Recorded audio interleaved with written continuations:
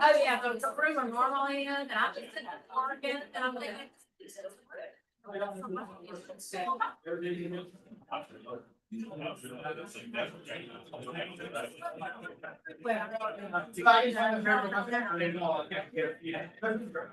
The doors are on, and it's just.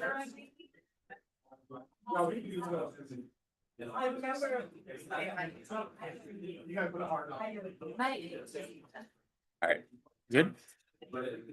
Okay, good morning. Good morning. We're ready to start. Excuse me, we're ready to start, please. I'd like to call to order the May 14th TCC meeting. As always, we'll start with introductions. Since we've got a little different situation today, we'll start over on the left-hand side with Rich. We'll go around the table, and then we'll get the seats in the middle, the bus seats in the middle. And then I'll kick it over to Neil, and Neil can start the perimeter of the room. So with that, Rich, go ahead. Good morning, Rich Hoffman, Iredell County. Heather Maloney, Town of Huntersville. Matt Kirkendall, City of Statesville. Gwen Cook, Greenway Focus Area. Dana Stujenki, Town of Matthews. Megan Green, Mecklenburg County Air Quality. Justin Russell, Town of Stallings. Diane Thomas, Mecklenburg County Public Health. James Kelly, Town of Waxhaw. Andrew Ventresca, Town of Troutman. Jeff Johnson, CRTPO. Justin Carroll, Charlotte DOT, and happy Bike Month. Dan Lever, Charlotte General Services. Sean Epperson, NCDOT. Todd Hunsinger, Town of Indian Trail. Bjorn Hansen, Union County. Sarah Poplin, Charlotte DOT. Aaron Tucker, Town of Cornelius. Andrew Golden, Town of Davidson. Justin Williams, Town of Mint Hill. Jonathan Barnett, NCDOT. Ryan Horton, Katz, MTC Rep. Mike Polarski, CLT Airport. Candace Roy, Charlotte Planning. You want to go ahead and introduce yourself? Sure. That's about you from Town Warsville. CRTPO. Eric Martin, City of Statesville. Henry Wish, City of Statesville. Maggie Martin, City of Statesville. Luba Zula, WSB. Fred Frank, WSB. Andy Grimsby, Central Atlanta Regional Council. Leo Thompson, CRTPO. Bob Cook, CRTPO. Judy Dellert, CRTPO. Olin Dalhousen, Tom and Company. Michelle Nance, VHB. Libby Benet, CRTPO. And usual Ice Age. Cassie Field, RSH. Scott Miller, NCDOT. Jessica Durant, and Jennifer Sackett, CRTPO. All right, thank you. First item we have today is to approve today's agenda. Do we have a motion to approve the agenda? Do we have a second? All in favor? Any opposed? All right, agenda is approved. Next, we have to approve the consent agenda, which consists of the approval of the March 5th minutes, the tip amendments that were included in your packet for 2026 to 2035. Another set of tip amendments. These are from the Mecklenburg Transportation System. And also FY 2027 UPWP amendments, and this is for CATS. All these attachments were included in your packet. Do we have any motion to approve the consent agenda? Do we have a second? All in favor? Any opposed? Consent agenda is passed. We do have two informational items today. The first is the TCC bylaw amendment, and we'll turn it over to Travis to go ahead and bring us through this.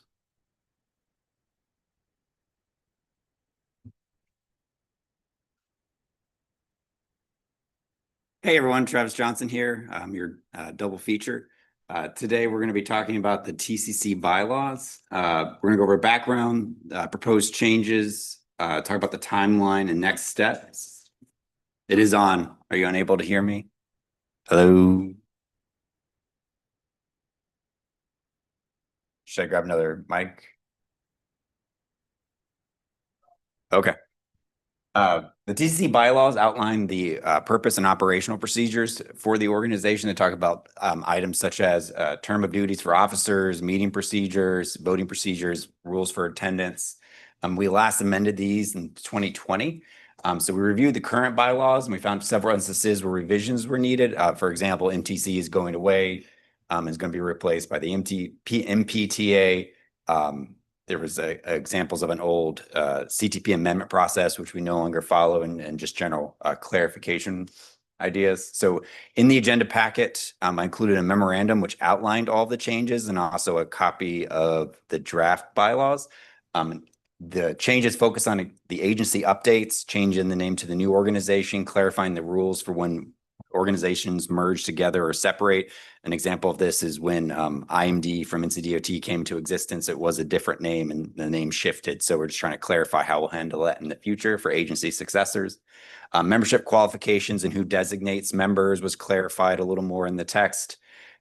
We also clarified the rules of the secretary and who the secretary reports to. Meeting administration, we removed the CTP amendment process, comprehensive transportation plan amendment process.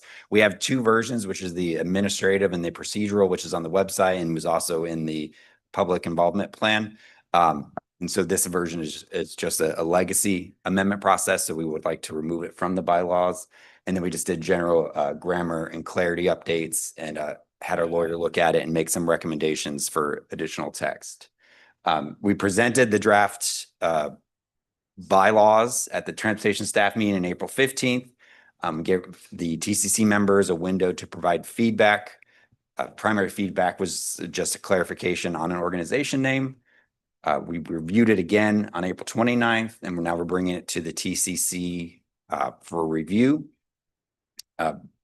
If we're going to provide everyone here an opportunity to keep reviewing this feedback or keep reviewing and providing us feedback. If no major concerns are brought to us, then our goal is to either act on it in June as an action item or under the consent agenda. So please review the draft bylaws, provide any feedback to me by May 22nd. And if there is no major concerns about the item or we don't receive any major revisions provided to us, then our goal is either to act in June and to present it under consent if possible. So with that, I can answer any questions anyone might have. Have any questions for Travis? Okay, hearing none. If we don't have any major revisions or any comments by the time the next packet goes out, we'll just assume to put this on consent if everybody's okay with that. Okay. Thank you. All right. We have one more information item, and it's Travis again. This is the 2028 through 37 TIP development process, P 8.0. Take it over. Thank you. Second agenda item, we're getting ready to kick off more prioritization excitement. So I'd want to do a quick reminder about the local input points process. So this presentation, we remind everyone about the background of how prioritization works. We'll talk about the phases of prioritization, discuss our local input points and how we allocate them, talk about the latest information we know about funding, and this information will be updated prior to our allocation of points, but this is just the historical information. Our public engagement, and then identify next steps. So for the background, this is the process of which NCDOT identifies new projects for the statewide transportation improvement program, and the MPOs identify their transportation improvement program. It's a 10-year time frame of projects, of capital improvement projects for us through the prioritization process, but it covers all of the money that is expected to be spent. We are currently in prioritization 8.0, and we're developing the 2028, 2037 tips. So that means the projects we are adding to the list will fit within those timeframes. For prioritization, it comes into three phases. Phase one is when we select projects to submit for consideration. We completed that phase last year, which we selected our projects for our highway and non-highway projects for submittal. The spot office has been working with us to review this information and been doing data review. At the conclusion of their data review process is when we have an opportunity to apply local input points. And this is in phase two, where we apply local input points, get our project final scores, then they rank and review, do the final rank and review, take into account things like the budget. And then we should receive our transportation or draft transportation improvement program in 2027, which will then go through the process for adoption. And then that will be our draft STIP and TIP. So for local input points, so currently right now NCDOT is doing that final data review. They're clarifying the limits, making sure that we submitted everything as accurately as possible. And then those projects are going to be subdivided into three separate categories: statewide mobility, regional impact, or division needs. At that point, we'll have the opportunity to apply local input points to affect the final score of the projects. For statewide mobility projects, In the statewide tier, we do not have the opportunity to apply local input points. But through the cascading process, we would be eligible to apply local input points if they move down to regional impact and had a regional chance of being funded. But again, regional impact and division needs, we are allowed to apply local input points to affect the final score and to show local preference for the projects. For how we apply the local input points is the CRTPO methodology, and this identifies what projects should receive points and our process to do so. Adjustments are allowed to be made through this from the CRTPO board based upon public input. And then any adjustment from that process in the methodology must be noted and identified and we must share the justification. We have available 2,500 regional impact and then 2,500 division needs local input points that we're allowed to allocate. And we're not allowed to allocate more than 100 local input points per project. And the reason why we have more local input points than most of the other MPOs in the state, and that's because of the population in our region. According to our methodology, projects must have a reasonable chance to be funded. We typically assign the maximum number of points that is available, which is 100. Points from division needs tier should not typically be applied to statewide mobility projects. We coordinate with the divisions to maximize the number of points that are to maximize the amount of mutual point assignment, because that will benefit us in getting projects into the STIP and TIP. And again, the board may deviate from this list based upon public input comments. For highway, the primary way in which we assign local input points is we look at the MTP horizon year and score. We sort it based upon that list. The MTP and the TIP are closely tied together, and the primary funding mechanism for the MTP is to submit them into the TIP to get funded. So we sort the projects based upon those two metrics because that is identified as our priorities for the region. And then if a project is in that list that is not, once we've exhausted the horizon year and score for the projects that are in the MTP, we then select the projects based upon NCDOT's prioritization score if that MTP score does not exist. For non-highway, we have a lot less points to allocate because there's a lot less funding available. So we allocate points based upon the highest ranked project in that category. And so each mode will receive 100 input points, and then later we'll talk about how we separate the input points. But typically the highest ranked mode gets one, and then we will typically apply local input points to one additional non-highway project based upon funding levels and scores. So we receive 2,500 total points for regional impact. Typically we divide that for 85% goes to highway points projects, and then 15% goes to non-highway points projects. There is some availability to adjust this slightly, but this typically aligns with what funding levels we've had in the past. And then for division needs, we have 80% of those points going to highway projects and then 20% going to non-highway projects. And again, thinking this is that we typically do the 100 points. So essentially we add local input points to 5 non-highway and 20 highway projects, and 21 versus 4 non-highway. While that is our maximum number of local input points we also have the ability to receive or donate points to neighboring MPOs or RPOs. Sometimes this affects us if a project crosses into our jurisdiction. We can only assign the maximum, the maximum amount of local input points we may apply also connects to the amount of the project that is within our planning area. So if 25% of a project is in Mecklenburg and 70% of a project is in a neighboring county, the maximum number of local input points we could apply is 25. So if we have our own priorities working through our list and a project that crosses both jurisdictions does not rise to high enough to receive local input points from us, a neighboring jurisdiction or neighboring MPO could donate to us 25 points to ensure that that project receives the maximum number of local input points available to increase the chances of that project receiving funding.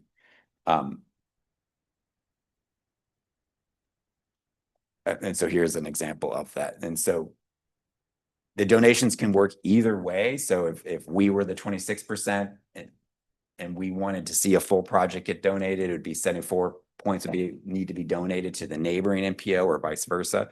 Typically, we have not donated points in neighboring jurisdiction, but we have received points. And examples of this has been for long distance railway projects that cross multiple counties and multiple NPOs. Sometimes an NPO is a champion for that project and will receive those local input points, or Gaston Cleveland Lincoln NPO sometimes has a bike ped project that might cross over into our planning region, there's been also a history of highway projects. So like a small portion of it will be in our county. And so we might receive points for that. It's not a significant amount, but it does happen. So I just want to make sure everyone was aware that that might happen. So local input points affect the final score for regional impact up to 30%. So our local input points affect 15% of that final score. And then it'll be up to the divisions to apply that additional 15% for local input points.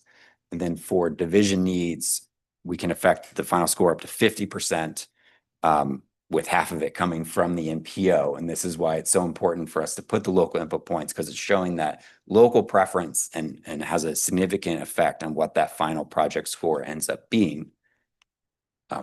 So for funding, the way in which this is all funded is through state and federal funding.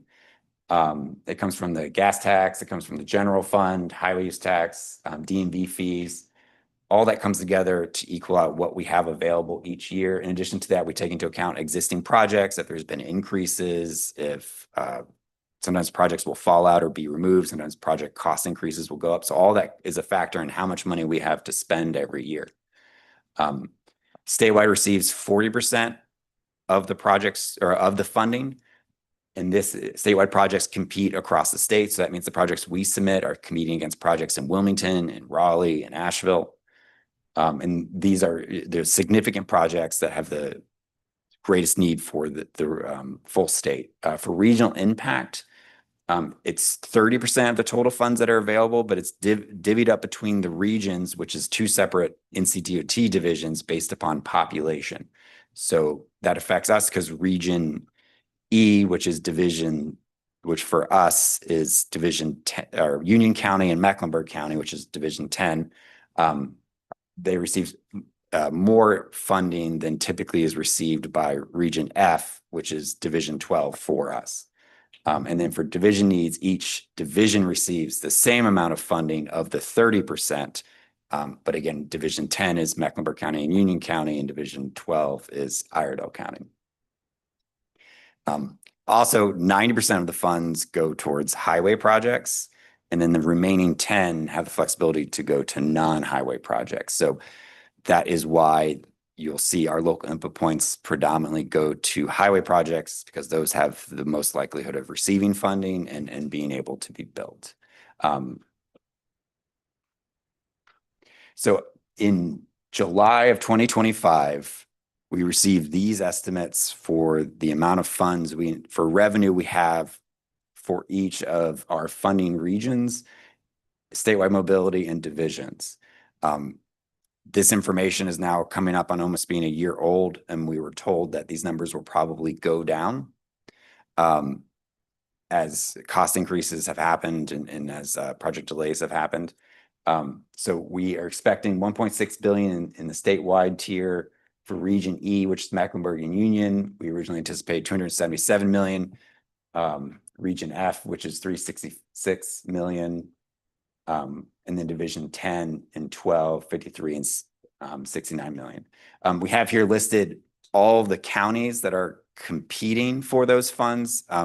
This is a competitive process, so we are submitting our best projects, but also the projects in Cabarrus, Stanley, they're competing for the same funds as well. So you see 277 million, you're like, well, that's a lot of money. But when you look at the number of counties that are competing, the value will go down, and also we anticipate these numbers to go down. So for public engagement, in order to get into this process, public engagement was a part of it. For phase one, we had a public engagement period for project submission.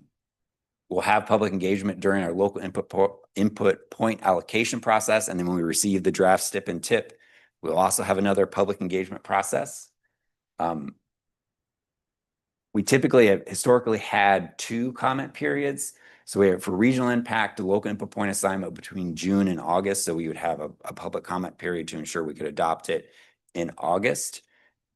And then for division needs, we would have a local input point assignment window between October and November. So the list would need to be adopted in November in time for submittal. We are attempting to combine our 2 public comment periods based upon the limited amount of funds we anticipate, and also the very short division needs comment window. The reason why there's typically 2 comment periods is because projects that would be selected in the regional impact point assignment could potentially cascade to division needs if they were not selected during the previous round. But again, with the limited number of projects we anticipate being selected, we think we could convey that information clearly to the public to identify where we think the local input points would go for either project list. And so we are going to attempt to combine the public comment periods, but until we know how much funding is available and we see the scores, we don't want to finalize that information. But that's what we're looking at right now. So the timeline was updated in April of 2026 for the prioritization process. But for us, again, we're in data review and scoring, which happened until April. By the end of the May, we anticipate quantitative scores and that statewide mobility list. The projects not selected that were in the statewide tier have that ability to cascade down for regional input points. Regional input points June through August. Those projects are submitted September. They would receive scores. That list would be released, and then division needs local input point window between October and November. Everything would need to be submitted by December, and then in winter of 2027 is when we would anticipate receiving that draft STIP and TIP. And then also at that point, we'll probably start talking about prioritization 9.0. So with that, I can answer any questions anyone has. Okay, that was quite a bit of information, and for those of you who may have not been through this process before, if you do come up with questions that maybe you're not comfortable asking today, just feel free to reach out to staff. But do we have any questions for Travis? Sure. Is there a forecast of having updated totals? We're supposed to have those at the end of the month. I was hoping them have them for this meeting, but we've been asking for the numbers. Yeah. So yeah, as soon as we get that info, yeah, and those funding amounts are on our website. As soon as we receive the new numbers, we'll update the website. We'll let everyone know what those numbers are. And again, this is preemptive before we actually are receive the project lists. So. Anything else? All right. Thanks, Travis. Thank you. All right. Well, we have reached the end of our informational items on the agenda. As always, you were provided the NCDOT reports. Do we have any other updates from either Division 12 or Division 10 regarding NCDOT projects? Okay. All right. We do have a couple things we want to announce. First, I want to hand it over to Heather Maloney for a special presentation.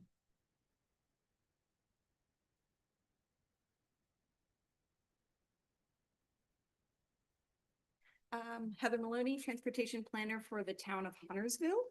But I'm up here speaking today on behalf of the North Carolina chapter of APBP, which is the Association of Pedestrian and Bicycle Professionals. We award Professionals of the Year each year to a person in the public sector. And this year, I would like to ask you to help me recognize and congratulate our Dana Stujenki.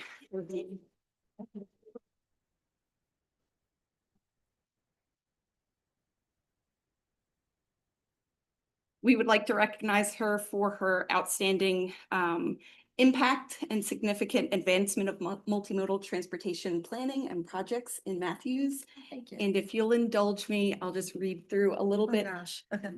of what Susan Habina Woolard said about our dear Dana. So Dana has demonstrated exceptional dedication to enhancing pedestrian and bicycle safety through a series of impactful projects and initiatives, including the John Street Pedestrian and Bicycle Study, her work with the Vision Zero Action Plan, securing funding for design and construction of several bike ped facilities, including Matthews Street Side Path, Sam Newell Multi-Use Path, Moore Road MUP Multi-Use Path, and advocating for pedestrian safety on multiple NCDOT projects. Dana's unwavering commitment to pedestrian and bicycle safety is evident through her extensive efforts in planning, advocacy, funding, and education. Her innovative approaches and collaborative spirit have significantly enhanced the safety and quality of life for residents and visitors alike. These accomplishments make Dana Stujenki a deserving candidate for the prestigious North Carolina Pedestrian and Bicycle Professional of the Year Award. So thank you.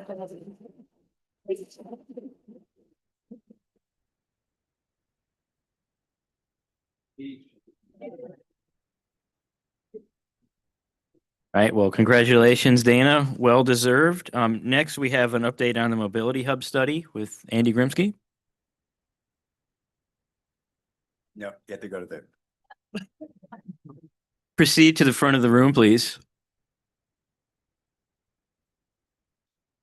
All right, good morning, everybody. I just want to give you an update. Following next month's TCC meeting, we are going to be having a mobility hub training. Central Iowa has done a study on best practices across the state on mobility hubs. So we're having kind of the lessons learned from that. In addition, we'll have Andrew, Dana, and Heather speak. So that should be worth the price of admission right there. So please, if you are, can you just I know that most of you don't have your whole full packet, but I guess there was a flyer at the back of it. So there was a QR code. If you are interested, it'd just be good so we know how many people are going. So please, just go up to Justin's spot and scan his. And while I had the thing, 2 weeks from today, we are having the third member academy session, and it's about the regional models and how they could help you. So if you haven't signed up, reach out to Brian Elgort, and we'll be glad you're there. So any questions?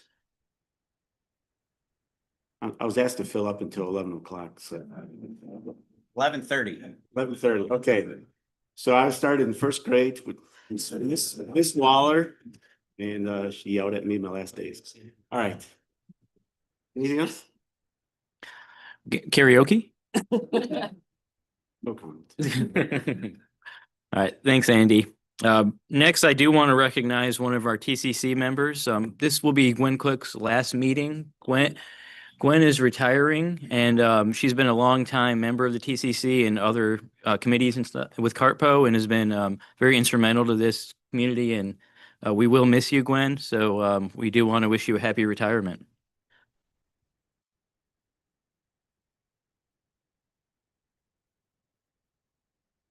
And then I think Kendall has an announcement. Not Kendall.